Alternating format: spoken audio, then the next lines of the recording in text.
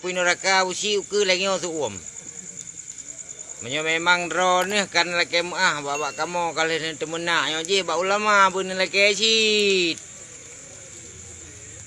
Jadi pakar roh hino dia Aceh kage cok silop mian. Syeki yang melulu kolor kage peluk malam yo langtah kage balap. Tipadai gila-gila masyarakat. Pu preh deman lob.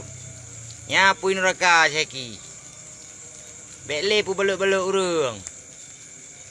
Anak so yak dengar ro ni kuda pajul ha. Ewo Bandung juga deh. To ni apa teh ro ni kalau sapu-sapu kan umat tumpah. Semua tumpah ni umat. Padahal nak tumpah ro ni berale Abu Syik urang Thin. Rupanya ji ro ni kalau sapu kan umat tumpah. Nya lulu kolor puluh langtah ju. Methilo bet tinggal hino. Jahat-jahat Jepang selok Jepang ni kamu mentang mutu. Nya tilap bro nak apa-apa pakai li. Cok silap-silap puluh langtah je gede. Lulu kolor. Nya ye gede Bandung ju. Bek leder hino gila-gila ni tengok kan. Tak jar go-go ka. Mana ci busi. Nya leke bek bak kamu mentang. Ulama na ci na tena. Amu leke ju. Ana player mehaya punya nan tengok li hana. Salah ulama panen urusan ro ni ya hukum. Allah Taala ya hukum. Yang kaji ju, yang kecewa dengan Syeki kan. Dengan ulama pi la kemah ju gede. Ada nak pegah habai dengan sikrak dua le masyarakat. Menanci Syeki bekle me minah pui apa? Bek mele minah pui.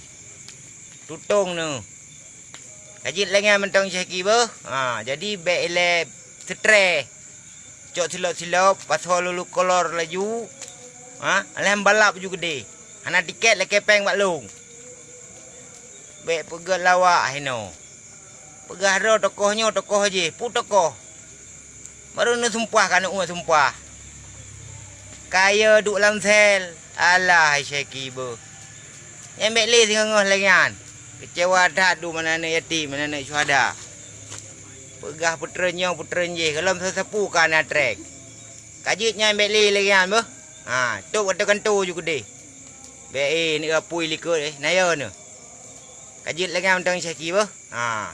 Nyambe le tu gentut bak kamu. Bah itu lain mayak mentang. Assalamualaikum Syeki.